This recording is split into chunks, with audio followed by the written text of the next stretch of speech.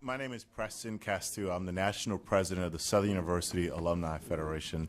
And let me address the bill from a few different perspectives. Let me first start with maybe a little bit of background. I am a graduate of Southern University undergrad. I know Senator Bishop stepped away for a moment, but I was on the Board of Regents in 1987-88 when the single board concept came up then. I went on law school at Tulane, and I'm a practicing lawyer here in Baton Rouge and practice business law. So from the finance perspective, which is where this bill comes up here in this particular committee, I guess I'm troubled quite a bit. And I'm troubled because I look at the fiscal note, and if I were running a business, the state of Louisiana, if we liken it to a business, I struggle with the notion that we're looking at passing a bill where the fiscal note says we really don't know what the fiscal impact would be of passing this particular piece of legislation. In fact, it's like going to the CFO of your company and saying, tell me what the financial impact is going to be, and you get a statement that says that there is no way to estimate these initial costs and potential long-term savings without an in-depth analysis of current management operations and staffing. And what that says to me is that we're about to, as the state of Louisiana, make an incredible decision, a huge decision in terms of restructuring, and we really haven't done the sort of analysis that if this were our own business, that we would never make such a decision without that sort of data. And we don't seem to have that data based on the fiscal notes and the information that we have today. I know that Senator Hewitt stepped away for a moment, and I'd like to speak to another issue, and that is in terms of the whole country and all of the world is watching.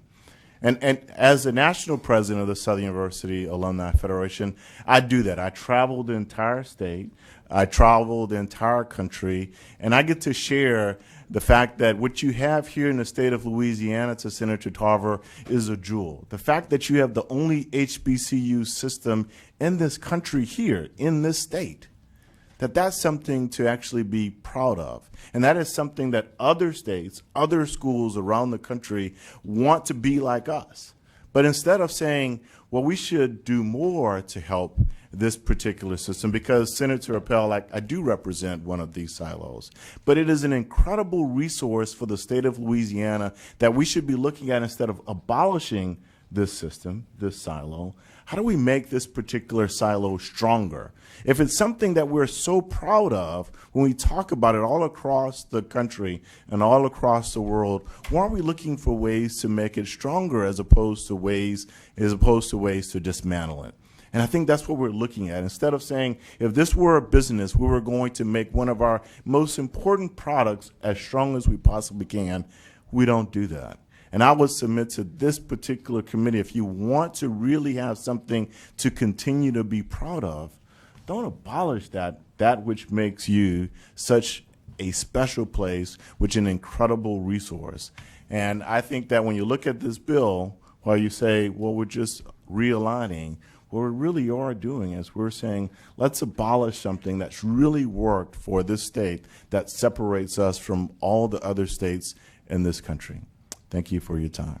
Thank you, Mr. Castell. Senator Appel has questions. Yeah, I'll start with Mr. Castell because he spoke at the Education Committee also very eloquently. You probably haven't seen this chart, but the chart clearly states, based on the statistics that we developed from SREB, that we're spending 3 times the Southern average on, again, my word, overhead, the cost of those silos. So, but what I pointed out to my good friend here was I didn't bring this bill because this 3 times number is only 25 million. It's not 25 billion. It's not enough to generate money. I'm not bringing this bill to generate money. So as a businessman, as you pointed out, it's the same questions we raised in the other committee. I mean, my concern is, do you really think that we can keep doing the same thing with no expectation, at least in my mind, of substantial increases in revenues? I mean, how do you keep trying to run the systems despite whatever greatness that, you know, generates from therefrom? How do you do that when you don't have any money, unless you make some substantive change to bring down the cost of operations of your systems? And I'm systems as a whole. That's my silos, you know. Yeah, the big struggle with the premise is that you assume, and I'll just speak from my silo because I can't speak for the other silos, but in terms of the Southern system, and I have my board chair here, but in terms of board staff, you really are talking about a small amount of money in terms of running the system. There really isn't going to be a substantial cost savings I'm agreeing with in terms of I running wasn't the talking system. about that. I'm talking about running all the schools and systems Yeah. separate from each other. Remember, I said you got to bifurcate the discussion of money. One's that issue, and it's not that much. I don't disagree. I'm not trying to save that money, even though it would be a byproduct. My concern is you need money. He needs money to run those schools. It's not there. What do we do? Well, I mean, the potential of raising massive amounts of money doesn't exist. So let's talk about the practical reality, which the Board of Regents recognized in this document by saying the world has changed.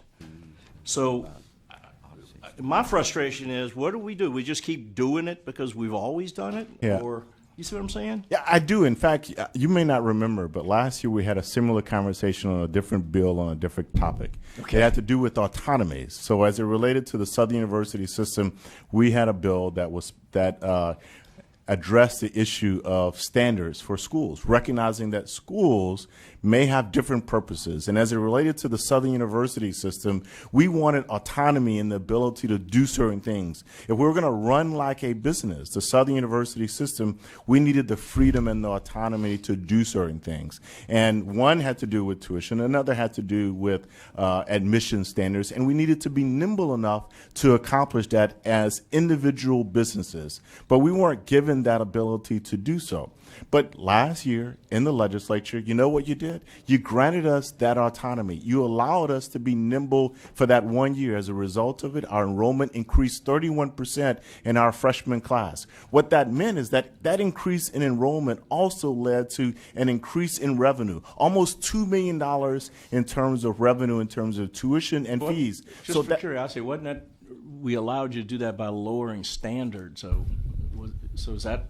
No, what you did we is- lowered the entrance requirements. No, what you did is you recognized that the state of Louisiana had an attainment problem, and that in the state of Louisiana, we aren't educating enough of the masses of the people in this state. And you said, look, we want to give you Southern because you recognize that changes have occurred in the state of Louisiana, that the kids that are coming to us need a little more help, and we want you, Southern, to step up to the plate and help with that achievement gap. I want you to reach a little bit deeper and work with those kids so that they can come in and you can help them. So, but you also recognize, in addition to trying to help with the attainment gap, you said, how can you create a financial model that you can also be successful? So I applaud you, Senator Appel, and all of the senators and the legislators for recognizing that if you give our universities some autonomy and allow them to operate as businesses a little bit better, that you get a better result in terms of product, in terms of generating revenue, in terms of being able to actually help with the attainment gap here in the state of Louisiana.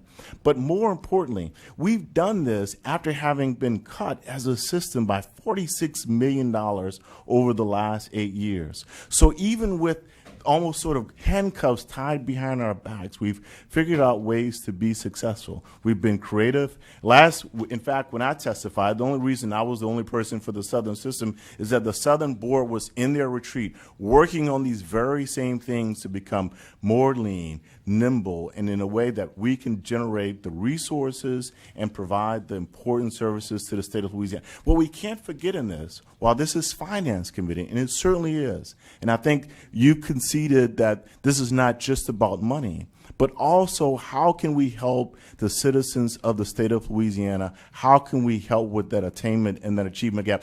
And I will speak for the Southern system in particular. We are very much in that business. If we're not here, Senator Hewitt, if we're not here to help with that gap, when we have those kids that get lost and they end up on the street, we've got a big problem. So in terms of serving that purpose, it's an incredible role. And that silo, absolutely critical. But you understand that by passing that bill, and I hate to trouble this with this committee because that was an education issue, but we actually flew in the face of a Board of Regents strategy because we said at that time, and still exists today, we wanted those that needed remediation going to the community college system and then transferring to the four-year system. We actually violated, I mean, we bypassed a Board of Regents. I mean, that's the kind of thing that's going on that we're trying to break down. That's not exactly what happened, because right after the legislation passed, we went to the Board of Regents and they passed a policy consistent with the Got 'em to legislation. change it ex post facto. So they agreed with the wisdom of the legislature on that front, and so what we had is both the Board of Regents and the legislature agreeing to the same thing, and we, as a result, benefited greatly as a result of it. I don't so thank dispute you. that, but I'm just saying that there again, it justifies my bill, because here we are. Southern had a silo that you wanted to break down. They had a strategy. We're all fighting each other. We should have one common strategy. But anyway, let me go on, because I don't want to take us all day.